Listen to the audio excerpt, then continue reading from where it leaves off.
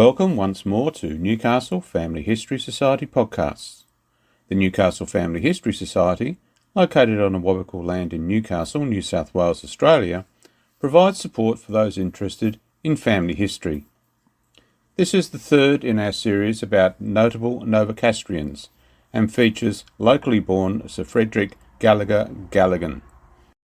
Much has already been written about this distinguished military man and his many honours and awards: Knight Bachelor, Distinguished Service Order, Order of the British Empire, Imperial Service Order, to name but a few. In this podcast, member Daryl Woods tells us of his family connection to Frederick Galleghan and recounts some aspects of a life of service. In researching my wider family history, Frederick Galleghan and I share common grandmothers. Most interestingly, Eliza Grant nee Jennings, the daughter of a wealthy Scottish plantation owner and a house slave Betsy. Richard Packwood Jennings, in his will, sent his two half-caste children back to Scotland with his sister Anne. Both children eventually migrated to Australia, with Eliza ending up in Newcastle with her husband William Grant and daughter Janet Mitchell Grant.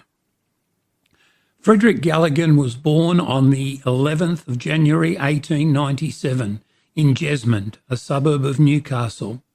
His parents were Alexander Galleghan, a crane driver, and Martha nee James. Of mixed race, his grandmother was descendant of a Creole slave and his grandfather, an American Negro. His dark complexion was politely attributed to his West Indian descent. Whilst not as dark as some of his relatives, his complexion would, in later life, lead to his nickname Blackjack. Indeed, in one interview he recalled a moment of shame that he crossed the road so as not to be seen with his much darker father by a girl that he liked.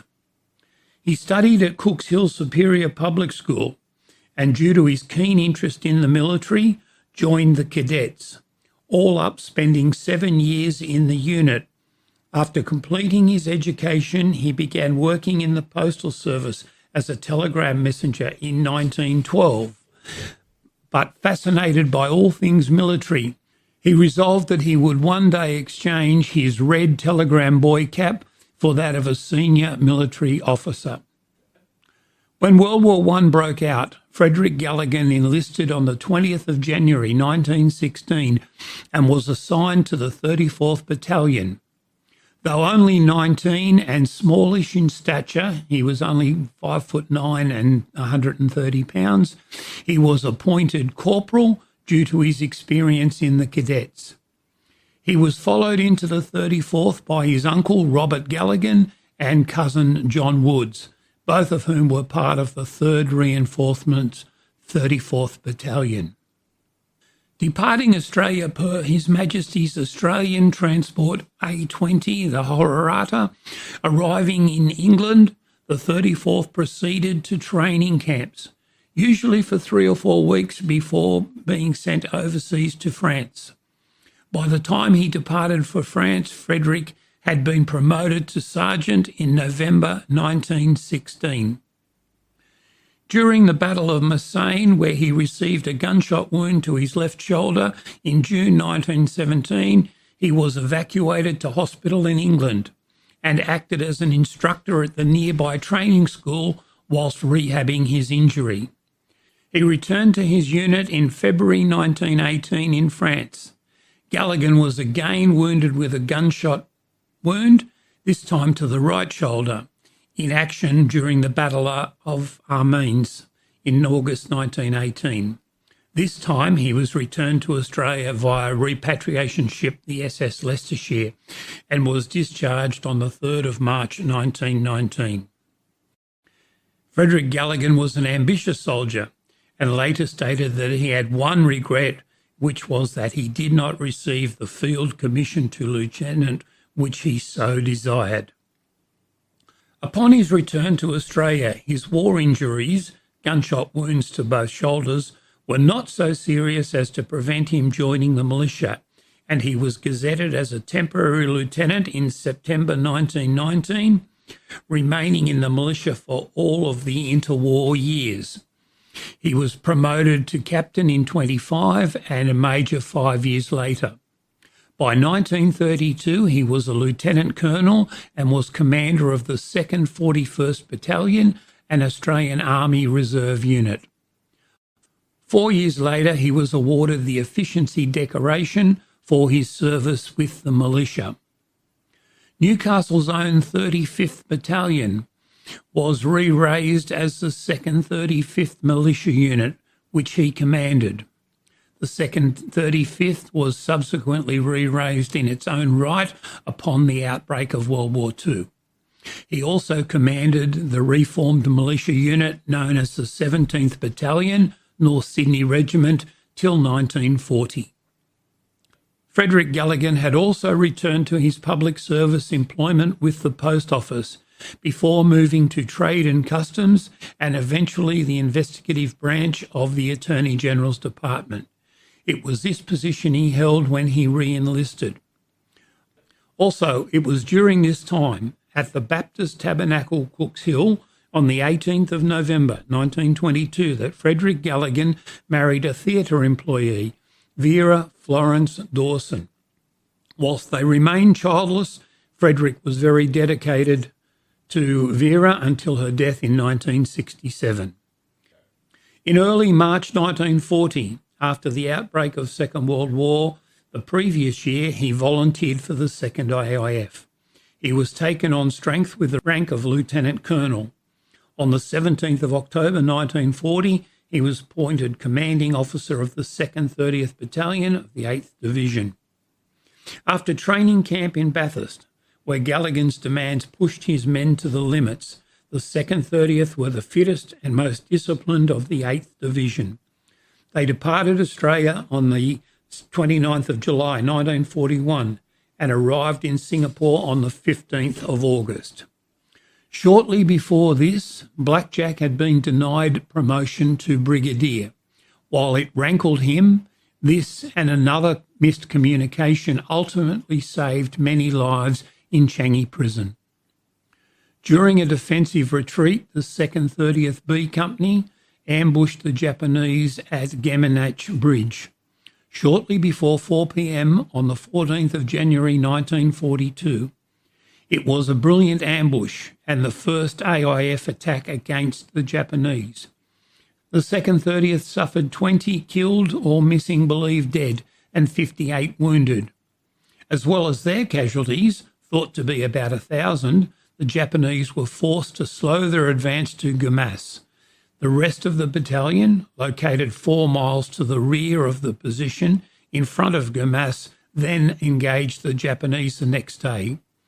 The battalion had fulfilled its task of acting as a shock absorber and inflicting as many casualties as possible before falling back. For his part in the encounter and the subsequent well-executed withdrawal, he was awarded the Distinguished Service Order. After Gumas, the 2nd 30th fought at Aya Hitman and then in the defence of Singapore Island.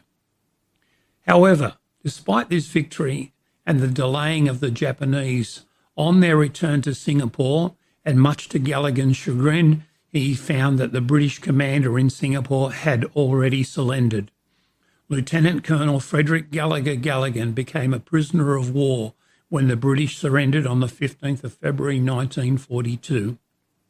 Here, the second mishap in his promotion to Brigadier General, which had already been approved, was caused by a delayed communication from headquarters. This meant that Galleghan was not included with the removal of other senior officers from Singapore to Formosa in August. So as the ranking Australian officer, he assumed command of the AIF prisoners while also technically being the deputy commander of all Allied prisoners in Malaya, the British officer, Lieutenant Colonel Holmes, being the commander. However, Blackjack's persona meant that he was the primary link between the prisoners and their captors and was able to get many essentials for the men, and early on life as a POW was bearable. This changed a little when the Japanese guards were no longer fellow soldiers but conscripts with no affinity to the prisoners. and at the same time work details got longer and more arduous as the rations became less. Galleghan was as decisive as he was divisive, as shown during the Bathurst training camp. Men of his unit, not cutting the mustard, were offered transfers which many accepted, but those who stayed prided themselves in being the fittest and most disciplined unit of the brigade. He would stand for no half measures in any aspect of his battalion. Known as Blackjack because of his dark complexion, black hair and piercing brown eyes, Galleghan was now a formidable figure, 6 feet tall, erect and with a rock-like countenance. His stern expression and military bearing radiated an aura of command. One junior officer represented many when he wrote, "We were far more frightened of BJ than of the Japanese." His personality, said another, left no room for half measures. He did not necessarily seek your regard or goodwill. Somewhat surprisingly, his harsh discipline earned him the affectionate respect of his men and the grudging admiration even of those who felt the full weight of his occasionally unreasonable exercise of his authority. Galleghan realised that survival depended on morale and that discipline was the basis of morale. His strict orders, thought by some to border on the absurd for a prisoner of war camp, saved countless lives. He would tolerate no lack of discipline, no isolation of some or any black market activities, and resolved to do everything that he could for every prisoner under his command. But he also had a softer side, which for the most part he took pains to conceal. When his men returned to Changi from the Burma-Thailand Railway, he had been so moved by the toll of death and the desperate condition of those huddled before him that he was unable to speak and in tears marched silently between their lines. In a final address to his men, "You are not going home as prisoners," he barked in his husky voice. "We will march together down Australian streets as soldiers." Blackjack Galleghan always remained, in his mind, the battalion commander. He even wore a miniature colour patch of the 2nd 30th on his Major General's uniform. Unfortunately, it was his fate to be remembered most for what he valued least. Back home in October 1945, he refused to associate with prisoner of war organisations and urged his old battalion to follow his example. In taking this stand, he probably did the survivors of the 8th Division a disservice. He did, however, continue to support returned soldiers, and in 1969 he was knighted for his services to war veterans. Mentioned in dispatches, Galleghan was promoted to colonel and temporary brigadier in 1942, before he transferred to the retired list on the 3rd of January 1946.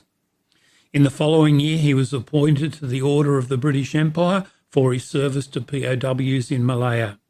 He had been raised to inspector in the investigative service and in 1947 became deputy director in charge of the Sydney office.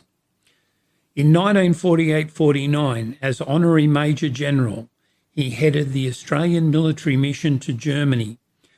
Displaying an unexpected gift for diplomacy, he chaired the 4th session of the General Council of the International Refugee Organisation, served on its executive committee and helped displaced persons to emigrate to Australia. On his retirement from the public service in 1959, he was awarded the Imperial Service Order for his work in this area. He was Honorary Secretary for 14 years of the Royal Humane Society of New South Wales, State Chairman from 1963 of the Services Canteen Trust Fund, and Honorary Colonel for 5 years of the Australian Cadet Corps.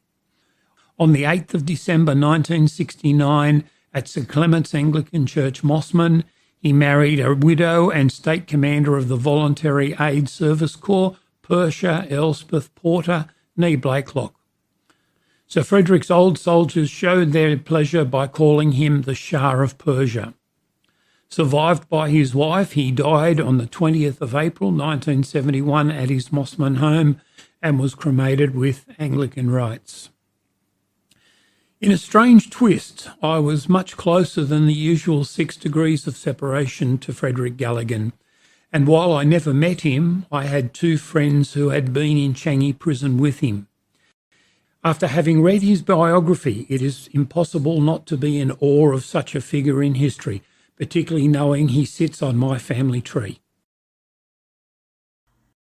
Thanks, Daryl, and we hope you enjoyed hearing about Sir Frederick Gallegher Galleghan.